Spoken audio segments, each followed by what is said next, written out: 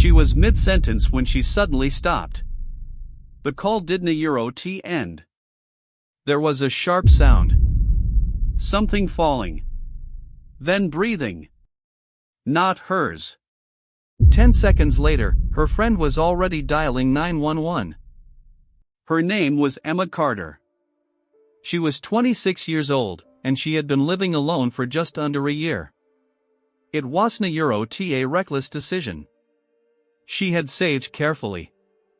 She chose a quiet apartment complex just outside the city. Second floor. Good lighting. Secure entrance. She was careful by habit. She checked the door twice before bed. She never opened it without looking through the peephole. She avoided posting her location online. Nothing about her routine suggested risk. That Tuesday night followed the same pattern. She came home around 8:30 p.m. Changed into comfortable clothes. Made tea. And called her best friend, Lauren. They talked almost every evening. It was their way of unwinding. There was no argument. No tension. No sign that anything unusual was about to happen. But later, when investigators reconstructed the timeline, they kept coming back to one thought. The most dangerous moments are often the ones that look the most ordinary. The call started at 9:14 p.m. Emma was sitting on the couch, legs tucked under her, phone balanced in her hand. Lauren could see part of the living room behind her. Soft lighting. The kitchen in the background. Nothing unusual. They talked about work first. A client who kept changing deadlines. A co-worker who forgot an important meeting. Normal complaints. Normal laughter. At one point, Emma mentioned something small. Almost insignificant. Has been this guy around the building lately, she said. V seen him near the mailboxes a couple of times. Lauren asked if she knew who he was. Emma shrugged. Probably someone's boyfriend. Or just a neighbor. She didn't sound scared. If anything, she sounded slightly annoyed. But when detectives later reviewed that part of the call, they paused the recording there. Because her eyes shifted briefly. Not toward the door. But toward the hallway behind her. And for just a second, her voice dropped. Like she was listening. About 9 minutes into the call, something shifted. It wasn't loud. It wasn't dramatic. Emma stopped mid-sentence. Her expression changed first. Not fear. Recognition. Like she heard something she didn't expect to hear. She said quietly. Lauren asked what was wrong. Emma didn't answer right away. Then came the sound. A door closing. Not the heavy front door. This one was lighter. Closer. Emma's eyes moved toward the hallway. She stood up slowly. Carefully. The phone tilted slightly as she adjusted her grip. Hold on, she whispered. That whisper was different. Lower. More controlled. Lauren later said that was the moment her chest tightened. Because Emma wasn't dramatic. She wasn't anxious by default. If she lowered her voice like that, it meant she was trying not to be heard. Emma took 2 slow steps toward the hallway. The camera shook slightly as she moved. Lauren could now see more of the living room behind her. The couch. The kitchen counter. And a narrow strip of darkness where the hallway began. Emma, Lauren said again. Someone there, Emma didn't answer. There was another sound. Not loud. But unmistakable. A shift of weight. Fabric brushing against fabric. The faint creak of floorboards under pressure. Emma inhaled sharply. You could hear it clearly. That quick, involuntary breath people take when they realize they are not alone. Oh hello, she called out. Her voice wasn't strong. It wasn't confident. It sounded careful. And then it happened. A sudden movement. The phone slipping from her hand. A heavy thud as it struck the floor. The screen spun. The image blurred. Lauren screamed her name. No response. Only breathing. Slow. Measured. Very close to the microphone. Too close. The phone remained connected. Lauren didn't hang up. She was too shocked to move. She could still hear the room. There was no shouting.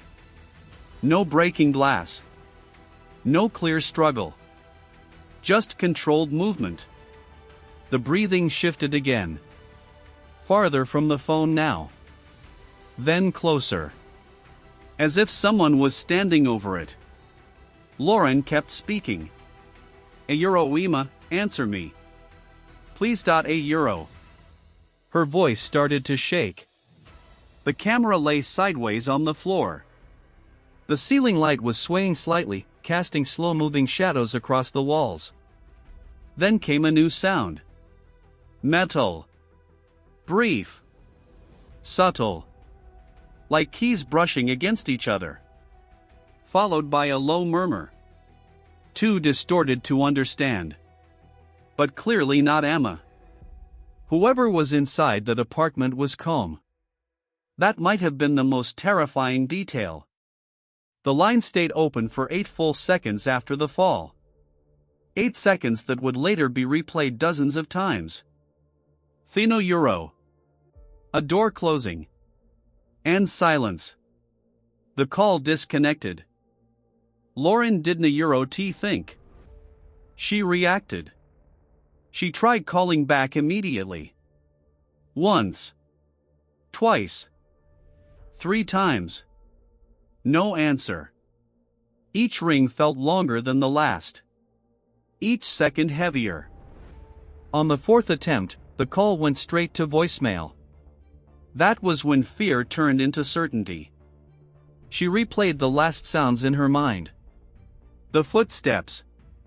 The breathing. The metallic clink of keys. Someone had been inside. She gave the dispatcher the address with shaking hands. Explained what she heard. Tried to stay coherent. Oh please hurry, she said. There was someone with her. Officers were dispatched within minutes.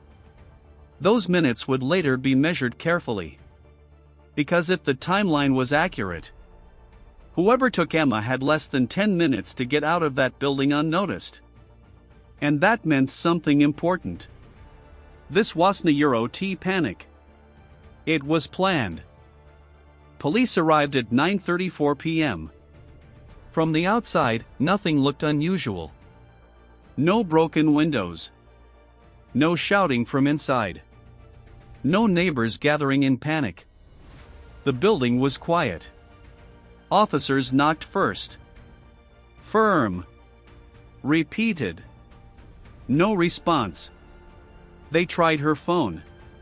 It rang from somewhere inside the apartment. That was the first confirmation that she hadn't simply left. The door was locked. But when they examined it more closely, something stood out. There were no signs of forced entry. No splintered wood. No damaged lock. Which meant one of two things.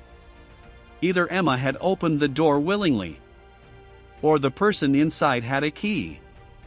They requested permission to enter. When they finally stepped inside, the apartment felt disturbingly normal. Her tea sat on the coffee table. Still slightly warm.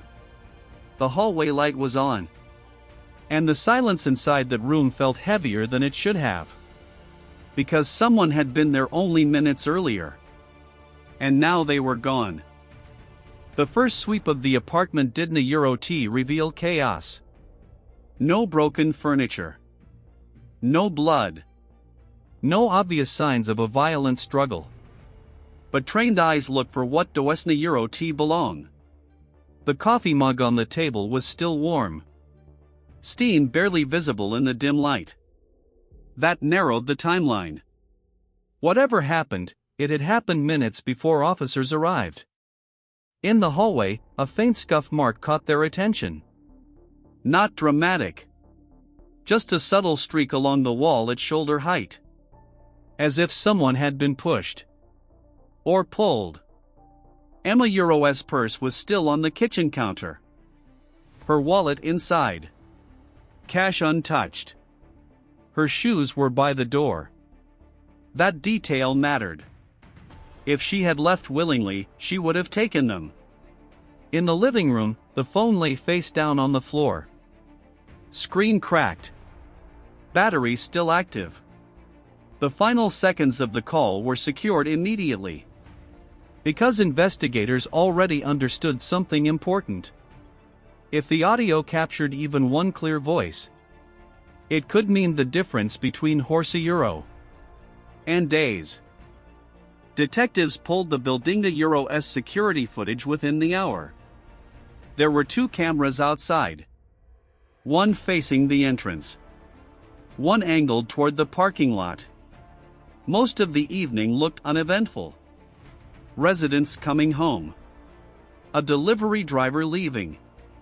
Lights turning on and off in different windows. Then, at 9:17 p.m., a figure entered the frame. A man.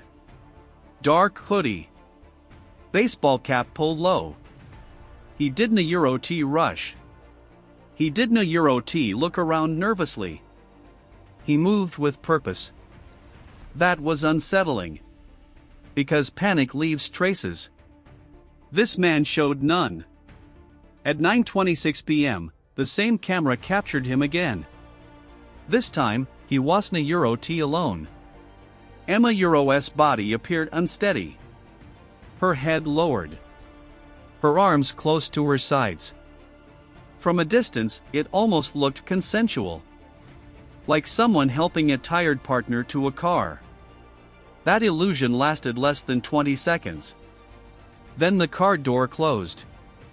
And the vehicle exited the lot. No hesitation. No sudden acceleration.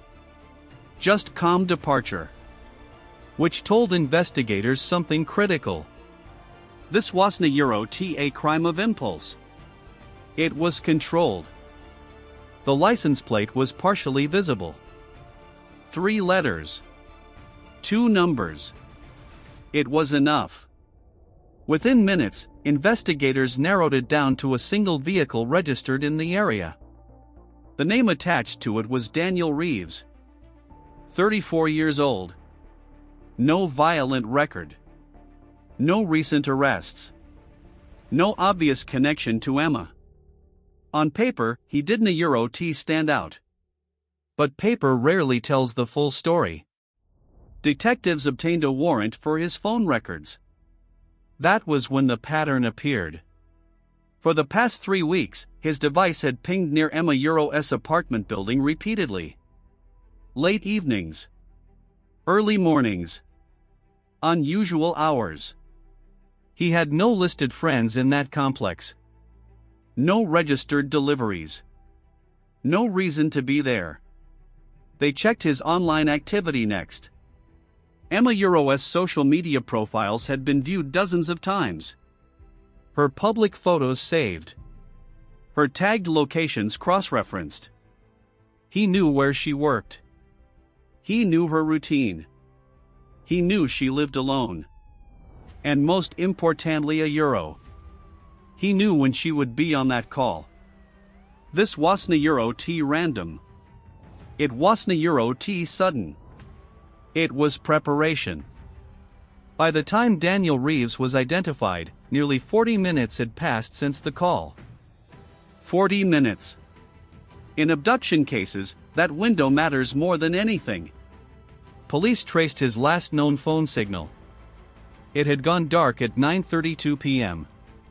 But before shutting off, it pinged near an industrial district on the edge of town. Warehouses. Storage units. Minimal foot traffic at night. Investigators split into teams. Some remained at the apartment. Others moved toward the industrial zone. Every minute without contact increased the risk. They didn't know if Emma was injured. They didn't know if she was restrained. They didn't know how long he planned to keep her. What they did know was this: Daniel had prepared. Which meant he likely had a destination in mind. And if he reached it undisturbed, finding her would become much harder. Sirens stayed off as units approached. Quiet entry. Minimal visibility. The kind of place where a scream could disappear into concrete. The industrial district was nearly empty at that hour. A few scattered lights in distant warehouses. Most units dark. Most businesses closed. Police moved slowly between rows of storage facilities. One officer noticed something. A sedan parked slightly crooked between two units. Engine off. But still warm to the touch. The plate matched. They checked the surrounding doors. Most were secured with heavy locks. One wasn't Euro-T. Not fully. The metal latch hung slightly misaligned.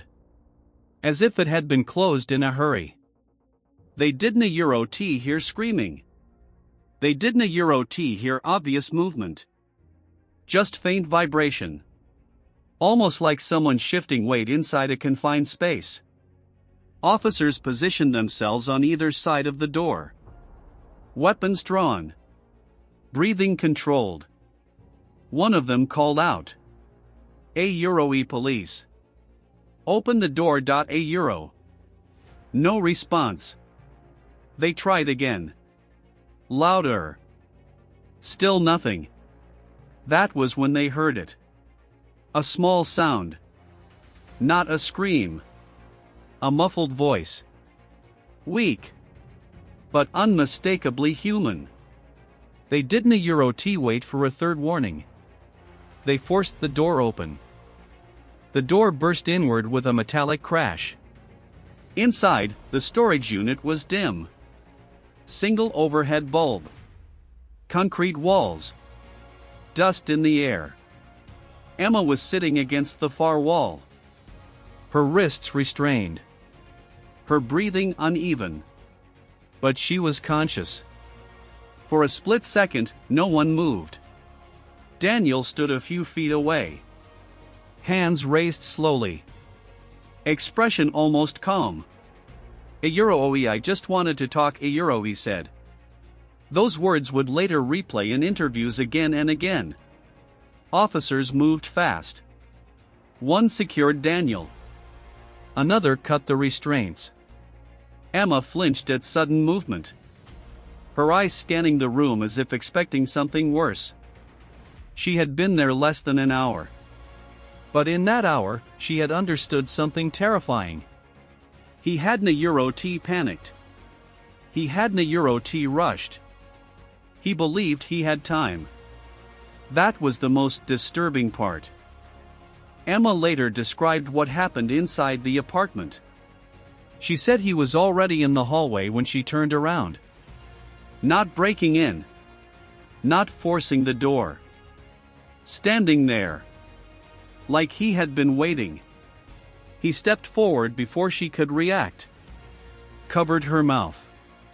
Whispered for her not to scream. When the phone slipped from her hand, he didn't notice it was still connected. He focused on control. He told her he had been watching her for weeks. That he knew her schedule. That he knew she was alone. He said he wasn't going to hurt her. But he also said no one would understand what they had. Those contradictions stayed with investigators. Because obsession doesn't always look violent at first. Sometimes it looks calm, measured, almost rational.